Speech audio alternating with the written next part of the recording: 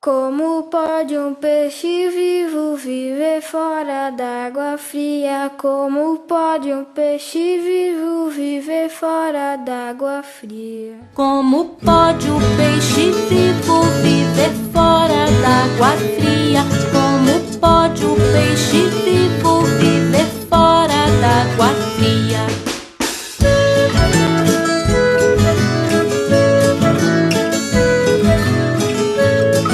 Os cavaleiros tocam a boiada no centro-oeste do Brasil, mas no dia da cavalhada se vestem de vermelho e anil, para representar a vitória dos cristãos e propagar a fé entre os irmãos.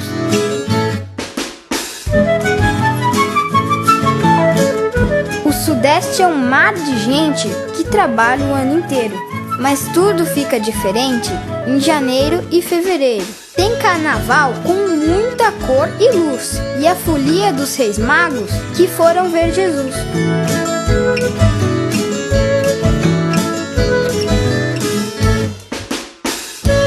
Na região Nordeste, comeram a língua do boi, mas o bicho cabra da peste não se foi. Ressuscitou e pôs-se a dançar. É o Bumba meu boi para festejar.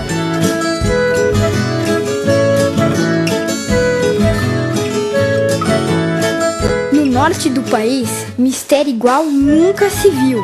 A cobra vira homem feliz, mas sempre longe do rio, porque Yara, meio peixe, meio mulher, enfeitiça quem ela quer.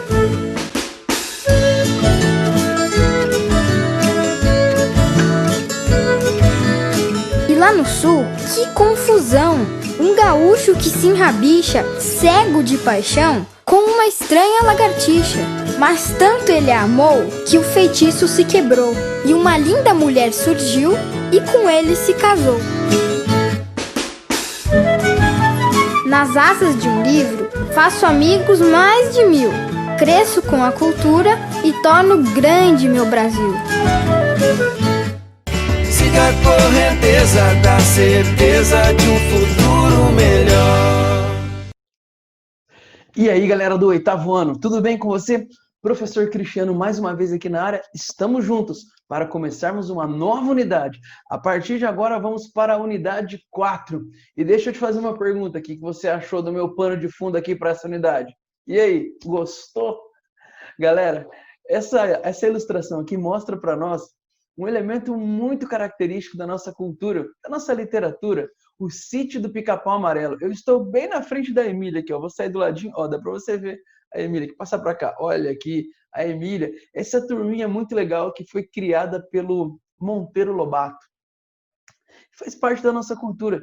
E eu resolvi escolher essa galera aqui porque esses personagens, eles ilustram, alguns deles são inspirados no folclore brasileiro, como a Cuca, aquela uma ali do lado, ó, e faz parte da infância de muita criança também. Eu me lembro que quando eu era criança, a minha mãe algumas vezes falava sobre a Cuca e as crianças tinham medo da Cuca, porque a Cuca, ai que a Cuca pega-se, que a criança é desobediente e coisas desse tipo. Nessa unidade, nós vamos conversar um pouco mais sobre a sociedade e a cultura brasileira do século XIX, que é esse período que nós estamos estudando aí. Lembra? No capítulo 3, nós falamos ali sobre o início do século XIX, 1808 a 1801, com aquele período joanino.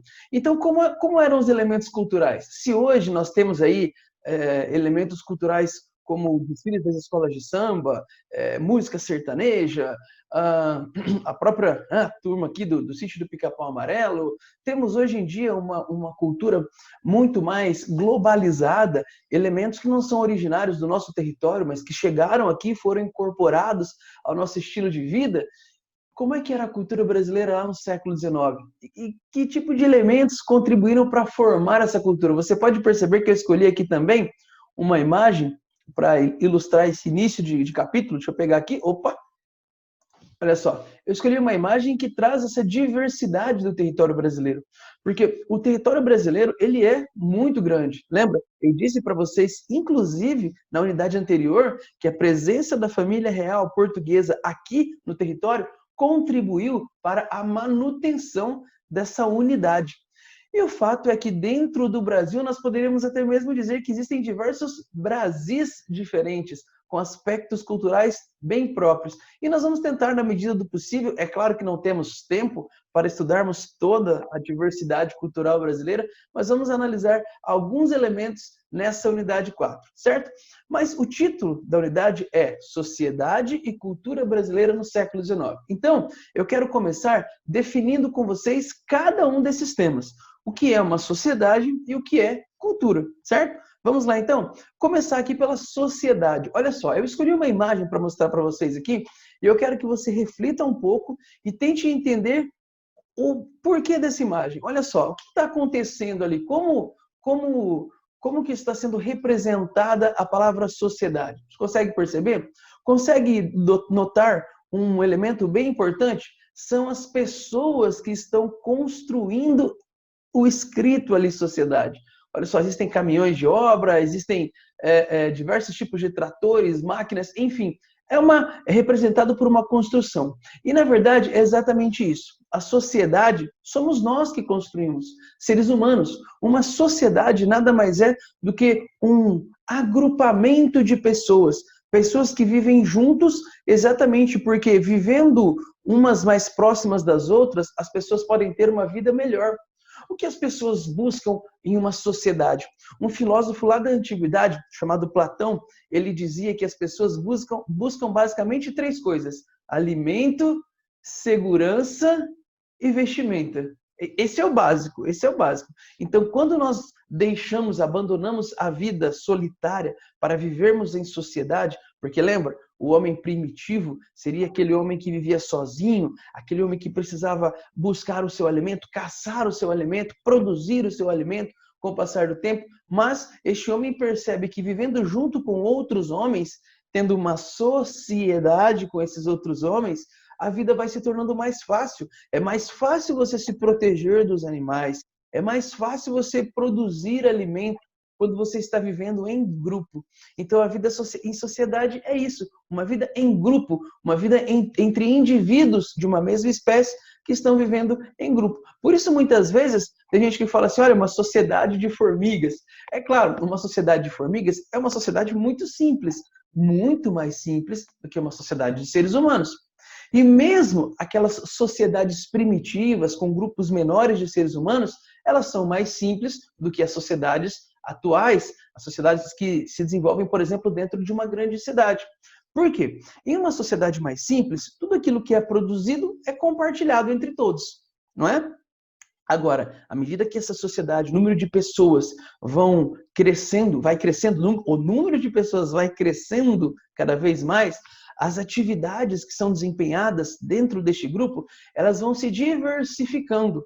Cada um vai ficando responsável por fazer determinadas coisas e nós dizemos então que estas sociedades se tornam mais complexas. É mais difícil manter a justiça social em uma sociedade mais complexa. Por quê? A tendência é que alguns indivíduos comecem a fazer algumas coisas que lhe permitam ter uma vida mais confortável.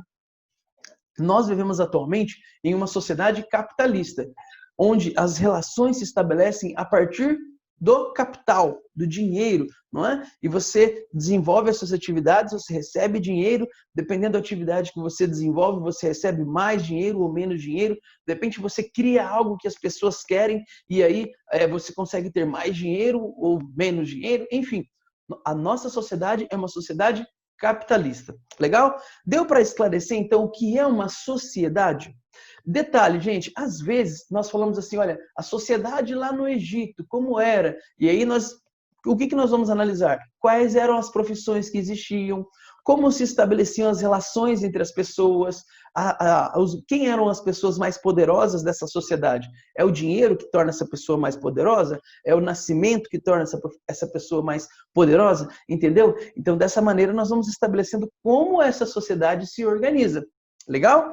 Então, como a sociedade do século XIX do Brasil se organizava? Será que existiam grandes centros urbanos, como acontece nos dias de hoje?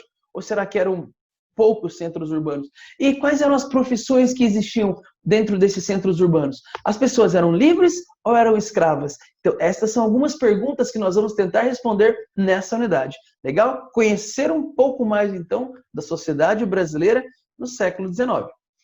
Além de sociedade, um outro termo que aparece para nós também. Ah, só um detalhe, eu coloquei essa imagem aqui para ilustrar a sociedade brasileira dos dias atuais. Nós temos aí uma sociedade composta de diversas etnias, nações indígenas, povos africanos, europeus. A nossa sociedade brasileira, ela é bem diversificada. Legal? Esse quadro da Tarsila do Amaral é muito conhecido, é muito famoso, exatamente por trazer essa ilustração. Eu quero até mostrar para vocês, olha só, ele coloca aqui diversas etnias diferentes, dá para ver aqui um português, uma polonesa, um japonês, um chinês, e você tem negros, então tem uma diversidade bem grande aqui compondo a sociedade brasileira, que é uma sociedade bastante complexa. Legal? E aí, é claro, gente, cada um desses grupos traz a sua própria vivência.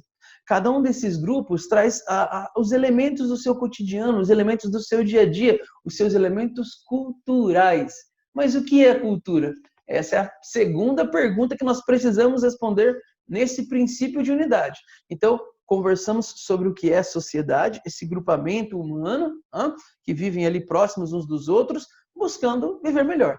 E o que é cultura? O que é cultura? O que você acha que é cultura? Para você, o que é cultura? Existem pessoas que têm mais cultura do que outras? Será que essa é uma concepção correta? Galera, é o seguinte, esse termo surge lá no passado, lá atrás, designando principalmente o trabalho com a terra. O trabalho com a terra. Já ouviu falar, olha, cultura da cana-de-açúcar, cultura do milho. Então, lá no passado, esse termo ele era muito utilizado para designar o trabalho que era feito com a terra, onde você planta, onde você cuida, onde você observa a plantinha crescendo. Com o passar do tempo, esse vocábulo, esse elemento, ele foi sendo transferido para não apenas o cultivo do solo, mas o cultivo da mente, o desenvolvimento da mente humana. E aí, por isso que tem gente que fala assim, olha, eu estou cultivando a minha mente, estou me tornando uma pessoa culta, porque eu estou aprendendo muitas coisas. Só que, com o passar do tempo, esse conceito de cultura, ele foi se transformando cada vez mais. E as pessoas entenderam que todo ser humano produz cultura, todo indivíduo produz cultura. Então, para nós hoje, como nós vamos definir cultura? Cultura é a produção humana. O mundo humano, ele é um mundo cultural. Esse mundo cheio de símbolos e de significados, esse é o mundo cultural no qual nós estamos imersos. Como assim, professor, um mundo de símbolos? Bom, se eu fizer assim para você, olha só, quer dizer legal. Em determinadas partes do mundo, isso aqui é feio, é um palavrão. Se eu fizer assim para você, quer dizer o quê? Vitória, né? Olha só que legal. Professor, vitória. Se eu fizer isso aqui lá na Inglaterra, galera, isso aqui é extremamente ofensivo. Mas, ora, afinal de contas, são apenas 2 dedos. Quem cria os símbolos, quem cria os significados, somos nós. Então, estes símbolos que fazem parte da nossa vida, o estilo de se vestir, olha só, o estilo de se vestir, ele muda no tempo e no espaço. Nós temos estilos que são bem próprios de determinadas regiões brasileiras. Algumas pessoas podem olhar para esse estilo de se vestir e falar assim, nossa, que coisa horrível. O outro vai falar assim, não, mas eu gosto, é legal, é tradicional. Então, todos esses elementos, por exemplo, relacionados também à culinária. Olha só, esse aqui é o famoso arroz carreteiro. A maneira de comer, olha só, você come com garfo ou come com hashi? Qual é o certo e qual é o errado? Não tem um certo e um errado. Para alguns, se alimentar com garfo e faca é algo que faz parte do dia a dia. Para outros, não. Elementos musicais também, elementos de dança, elementos que são diferentes. Então, cada povo, a partir da sua experiência dentro da sua sociedade, e a partir da sua experiência dentro do dia a dia, dentro da sua religiosidade, vai desenvolvendo diversos elementos que compõem a sua cultura. Absolutamente tudo que o ser humano constrói, desde casas, edifícios, até mesmo símbolos e significados, danças, a nossa língua, tudo isso faz parte do universo cultural. Então, o mundo humano, basicamente, é um mundo cultural. Então, não dá para dizer, galera, que existe um povo com cultura e outro povo sem cultura. Não, se você é humano, você está imerso. O que nos torna humano é essa imersão nesse mundo cultural. Desde que nós nascemos, nós vamos nos apropriando dos símbolos, dos significados, da língua e, enfim, da cultura do local onde nós estamos inseridos. Entenderam isso?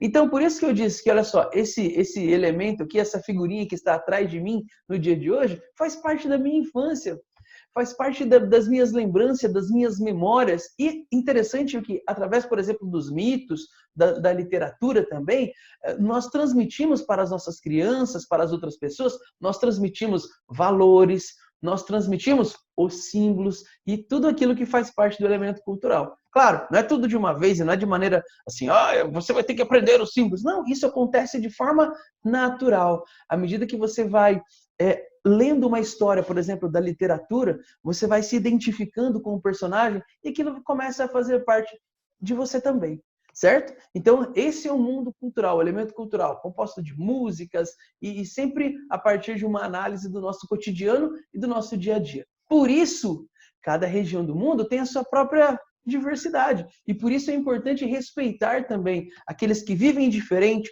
aqueles que se vestem diferente, aqueles que têm uma religião diferente. Por quê? Porque ele tem uma outra visão de mundo, foi criado dentro de um outro contexto e tem uma cultura diferente da sua. Mas, como eu já disse lá atrás, somos todos humanos e precisamos nos respeitar. Bom, feito essa primeira abordagem aí, definindo o que é sociedade e o que é cultura, eu quero apresentar para vocês agora, então, alguns elementos dessa sociedade brasileira neste período. Olha só, diversidade da sociedade brasileira. Esse é o tópico que eu quero trabalhar com vocês. O século XVIII trouxe para nós algumas modificações na nossa sociedade. Por quê? A sociedade brasileira, lá dos primórdios, desde 1500 até o século XVIII, basicamente era uma sociedade católica, lembra? Não se esqueça disso. Então você não tem uma diversidade religiosa. O Brasil foi colonizado por portugueses e pela Igreja Católica. E era uma sociedade com alguns homens brancos livres e uma grande quantidade de escravos. Claro, existiam outras pessoas livres, mas de forma geral era assim que funcionava. E muitas vezes essa sociedade, claro, estou falando além dos indígenas que já estavam aqui antes, né? Óbvio, estou me referindo àqueles que foram trazidos, àqueles que vieram para cá. Então, até o século XVIII você tem índios, negros, brancos, esses brancos geralmente livres, além dos mestiços também que vão surgindo nesse meio tempo. Agora, o século XVIII, ele traz um novo elemento para a sociedade brasileira. Por quê? Porque nós temos um crescimento de algumas cidades e principalmente uma diversidade de ocupações profissionais. Então, o que isso quer dizer? Quer dizer que nós vamos ter um número maior de profissões que vão surgindo. Por quê? À medida que as cidades vão crescendo, você passa a ter agora outras necessidades. Você tem necessidade de pão, você tem necessidade... Antes não tinha, professor? Claro que tinha. Mas quando é um grupo pequeno, muitas vezes as pessoas resolvem ali por si próprias, né? Ou então vem um mercador que traz aquilo que você precisa. Mas agora, à medida que a sociedade vai crescendo, a cidade vai crescendo, a quantidade de pessoas que precisam de pão é muito grande. Já dá, de repente, para você viver só vendendo pão. Isso é um exemplo, tá, gente? A quantidade de pessoas que precisam de sapato também é muito grande. A quantidade de pessoas que precisam de roupas, enfim, você consegue sobreviver, de repente, desempenhando uma única função. Então, é por isso que eu disse que você passa a ter o quê? Uma diversidade de ocupações. E você tem, nesse mesmo período, então, século XVIII, um aumento da urbanização, principalmente na região das Minas Gerais. Naquela região ali que começa a gerar uma riqueza muito grande, pessoas começam a enriquecer e muita gente se dedicando então à atividade mineradora, você começa a ter um crescimento urbano, certo? E aí, galera, por exemplo, para atender essas necessidades da região das Minas Gerais, lá na região das Minas, basicamente, boa parte da população que chegava ali queria se dedicar à extração de ouro, que existia em grande quantidade. E aí você começa a ter agora outros grupos que vão atender às demandas, às necessidades das pessoas que habitavam ali nas Minas Gerais. E aí surge, por exemplo, um grupo interessante, que é o grupo dos tropeiros. Fazem parte da nossa cultura enquanto povo brasileiro. E se você olhar, olha só, esse traje aqui, ele talvez lembre muito aquele traje típico do Rio Grande do Sul que eu mostrei anteriormente. Os tropeiros, eles são importantes para o desenvolvimento da região sul.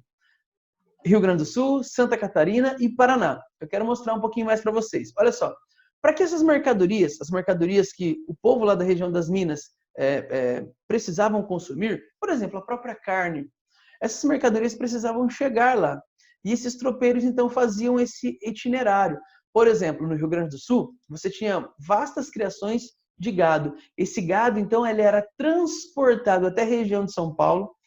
Da região de São Paulo, ele era, então, vendido uma grande quantidade desse gado, acabava indo para a região das Minas Gerais. Então, você passa a ter agora um caminho contínuo, ligando ali o Rio Grande do Sul até São Paulo. Algumas feiras que existiam ali na região de São Paulo, que compravam esse gado para revender, para levar ali a carne, enfim, até a região das Minas Gerais. Lembra que eu disse? Com o crescimento da região das Minas, você tem um número cada vez maior de pessoas dependendo desses alimentos, e isso então torna viável a manutenção dessa rota. Pessoas que vão e que vêm, que vão e que vêm.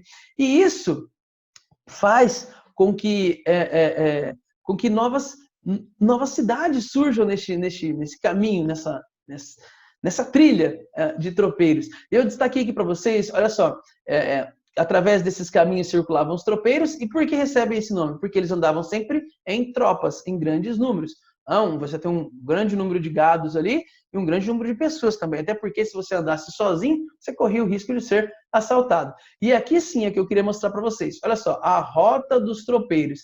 Nesse mapa aqui aparece a principal rota. Não é a única, mas é a principal rota que se estabelece neste momento, ligando principalmente a região de Viamão, aqui no Rio Grande do Sul, até Sorocaba, em São Paulo, onde existiu uma grande feira. E é interessante porque, como eu disse, esses tropeiros, eles caminhavam aí durante um dia e precisavam parar para descansar. A princípio, eles montavam acampamentos ali, mas o que acontece? Lembra que eu disse? À medida que a sociedade vai se diversificando, você consegue sobreviver de determinadas ocupações. Esse caminho ele se tornou tão intenso, que algumas pessoas perceberam assim, olha, a gente pode começar a montar uma estalagem para que eles possam ter o pernoite, dormir, no outro dia partem, e assim começam a surgir no caminho, sempre no caminho de um dia ali, começa a surgir então algumas estalagens. Próximo dessas estalagens vão surgindo alguns outros estabelecimentos que atendem às necessidades dos tropeiros, e com o passar dos anos, com o passar das décadas, essas paradas acabam se transformando em cidades. Então, muitas cidades do Paraná, como Rio Negro, Lapa, Castro, essas cidades, elas surgem a partir dessas paradas dos tropeiros. E é claro que esses tropeiros também desenvolvem uma cultura muito própria, né? Desenvolve ali o feijão tropeiro, já ouviu falar? Desenvolve ali algumas coisas relacionadas às vestimentas, que é muito própria também, você viu ali, dos grupos de tropeiros, e acabam entrando isso aí para o folclore, para a tradição, para a cultura das pessoas que habitam essas regiões até os dias de hoje. E, galera, em cima dessas histórias de tropeiro, tem uma música muito bonita que foi criada, chamada O Menino da Porteira, que envolve exatamente o quê? Esses grupos. É claro, aqui o Menino da Porteira, e quando a música foi feita, não foi lá no século XIX, é bem já estamos no século XX. Mas você tem ainda essa história conta sobre esses grupos que passavam por ali. Você repara que ele fala que ele passava sempre naquela região, conduzindo um grupo de bois ali, que ele estava levando para algum lugar, e o menino vinha abrir a porta. Quer ouvir essa música? Vamos ver um pouquinho desse clipe e entender um pouquinho na prática aí da história dos tropeiros? Então, acompanha aí.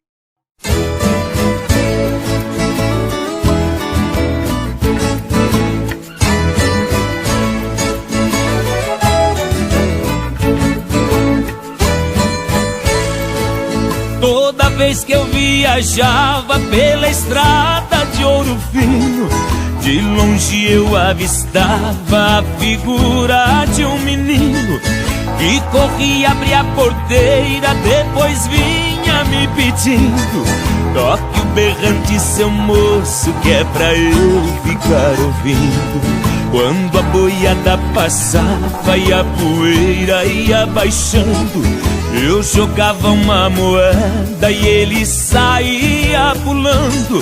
Obrigado, boiadeiro, que Deus vá lhe acompanhando, pra aquele sertão afora, meu berrante ia tocando.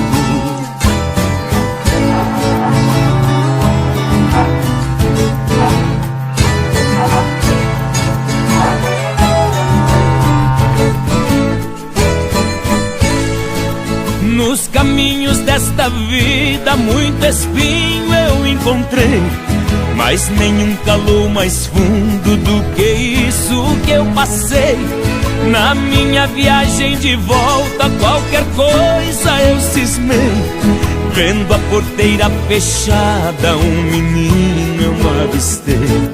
Apiei do meu cavalo num ranchinho beira-chão, vi uma mulher chorando, quis saber qual a razão. Boiadeiro veio tarde, veja a cruz no estradão. Quem matou o meu filhinho foi um boi sem coração.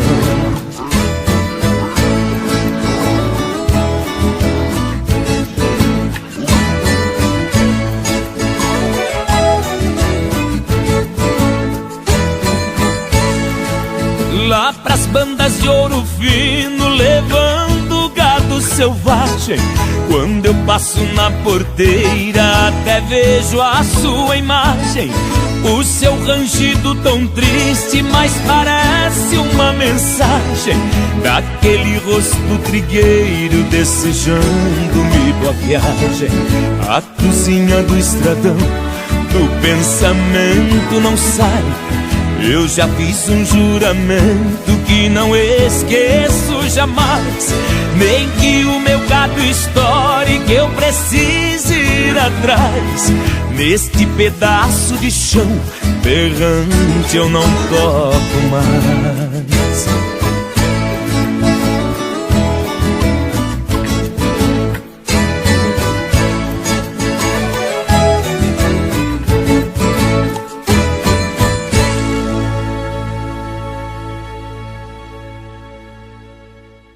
Show de bola, não é não? Show de bola. Muito legal. Então você percebe que a música também é criada a partir de um elemento que faz parte do nosso cotidiano, de uma experiência que é vivenciada por essas pessoas. E conta um pouco dessa história. A música faz parte dos nossos elementos culturais. Legal? Meus queridos, eu quero conversar um pouquinho com vocês agora sobre a região das Minas Gerais. Como é que se desenvolve a vida cultural nesta outra sociedade? Claro, tudo isso compõe a sociedade brasileira, mas lembra que eu disse que dá para colocar diversos Brasis dentro do nosso Brasil. Então analisamos um pouquinho desses aspectos, dessa sociedade que se desenvolve aqui na região sul do Brasil, com os tropeiros, e agora vamos mudar um pouquinho o nosso foco para a região das Minas Gerais. Olha só, na região das Minas, o trabalho escravo ele era majoritário. Existiam trabalhadores livres, portugueses, outros europeus, brasileiros libertos também, mas a maioria da população era escrava. Para você ter uma ideia, no final do século XVIII, existiam cerca de 300 mil habitantes naquela região das Minas Gerais. Metade, mais ou menos, era composta por escravos. Então, uma grande quantidade de escravos existiam naquela região. Até porque os escravos eram necessários para extrair o ouro. Então, o que a gente percebe também? Eu destaquei aqui para vocês. Olha só, cadê? Aqui. Ainda no século XVIII, até um pouquinho, por volta do século XVIII ali, né, durante o ciclo do ouro, nós temos um processo bem interessante. Por quê? O primeiro ciclo econômico do território brasileiro, esse ciclo pujante, não sei se você se lembra, do ano passado, foi o ciclo da cana-de-açúcar, que se desenvolveu basicamente no Nordeste. Mas, depois que nós tivemos ali as invasões holandesas, e os holandeses foram expulsos, mas acabaram indo para a região das Antilhas, lembra disso? E os holandeses começaram a cultivar açúcar ali na região das Antilhas também, fazendo concorrência com o açúcar brasileiro. O ciclo da cana-de-açúcar no Brasil começou a cair. E nessa época, no momento em que está em queda a cana-de-açúcar, temos o descobrimento do ouro na região das Minas. Então, muitos donos de escravos acabaram vendendo escravos que tinham ali na região do Nordeste para a região das Minas. Então, o século XVIII marca também um processo intenso de transferência desses escravos do Nordeste brasileiro para a região das Minas Gerais. Então, essa sociedade que se desenvolve ali também é uma sociedade que tem uma grande quantidade de escravos. Mas, é claro, existe uma diversidade, como eu já disse anteriormente, existem pessoas brancas, trabalhadores livres, e mais um detalhe, dentro das cidades também, os escravos que trabalhavam dentro da cidade, é claro que não eram todos, porque a maioria estavam ali, eram utilizados nas minas mesmo, mas esses que trabalhavam na cidade, eles tinham maior possibilidade de se tornarem escravos livres. Existia essa possibilidade, professor? Claro que existia. O escravo poderia comprar a sua carta de alforria. Só para você ter uma ideia, na região ali das Minas Gerais, de Ouro Preto, tem a história de uma mulher que se tornou rica, uma ex-escrava negra que conseguiu comprar a sua liberdade, montou um bordel, uma casa de prostituição e acabou enriquecendo com o dinheiro da prostituição. Então você tem ali diversos casos de pessoas que conseguem a sua liberdade. Não era simples, não era fácil, mas era possível. E esses que estavam na cidade acabavam tendo até uma possibilidade um pouco maior de conseguir a sua liberdade, a sua alforria. Tá? Nessa região, pessoal, onde você tem um desenvolvimento muito grande aí da questão financeira, você tem muitas pessoas ricas, você vai perceber também o desenvolvimento de uma cultura dita erudita, de atividades artísticas eruditas. E vão surgir ali diversas igrejas que claro, para você construir uma igreja, você tem um custo bem elevado. E aí você precisa ter dinheiro para arcar com isso aí, não é? E na região das Minas tem uma galera que tem dinheiro. Então, acaba possibilitando ali o financiamento de alguns artistas também. Esses artistas podem estar trabalhando, atuando. E talvez o maior nome que surge nessa região aí das Minas Gerais é o nome do Aleijadinho. Talvez você já tenha ouvido falar sobre ele na aula de arte. O Aleijadinho foi um dos grandes destaques desse período. Inclusive, eu coloquei aqui, olha só, essas estátuas que foram esculpidas pelo mestre Aleijadinho e que ilustram ali a frente aqui dessa igreja. Beleza, galera? Então, você tem esse desenvolvimento aí de atividades artísticas que são chamadas eruditas. Além disso, você percebe também, você deve estudar na aula de língua portuguesa, você tem ali o desenvolvimento de algumas academias literárias, o desenvolvimento da literatura. Então você percebe que essa região do Brasil, ela tem essa característica, desenvolvimento de arte erudita. Isso é possível sempre onde você tem uma questão financeira um pouco mais desenvolvida. Mas, além disso, destacam-se também nessas regiões, talvez seja um dos traços mais marcantes, a celebração pública da religiosidade. Isso é uma coisa interessante. São diversos elementos que aparecem ali, como procissões, festas, e que mostram essa religiosidade. E aí, no campo da religiosidade, não tem esse lance do erudito.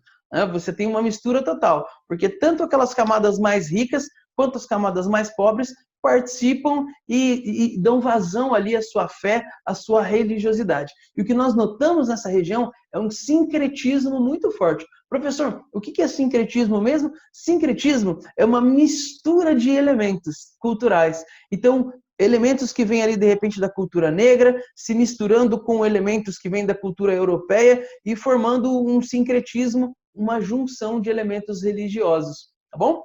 Eu quero destacar para vocês aqui a nossa apostila atrás. Deixa eu pegar aqui para nós vermos aqui qual página. A página 52. Na página 52, a apostila fala sobre o cacumbi.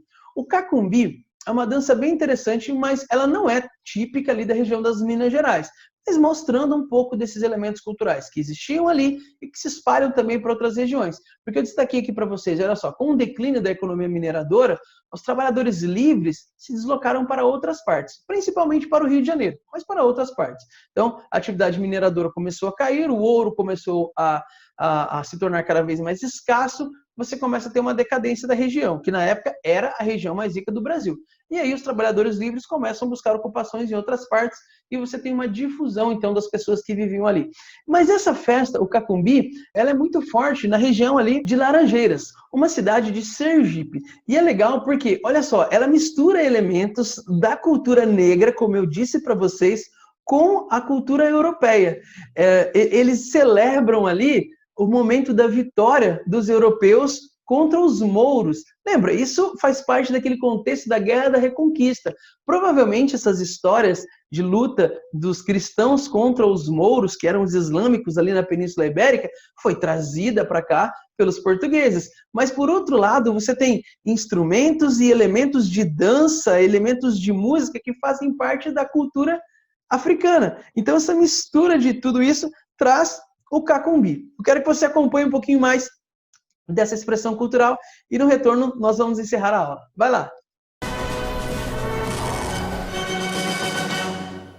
No mês do folclore, a gente traz algumas histórias e relembra as manifestações do nosso estado, a exemplo do cacumbi, um estilo de dança encontrado em diversos municípios de Sergipe. Ela remete a uma luta entre um rei negro e um chefe caboclo, onde sempre o rei vence. No município de Laranjeiras, a dança é muito presente e tem um representante de peso, viu? É o grupo de cacumbi de Mestre Deca. Para quem não conhece, o cacumbi é uma dança brasileira com estilo que vem de outros ritmos, como congada e guerreiro.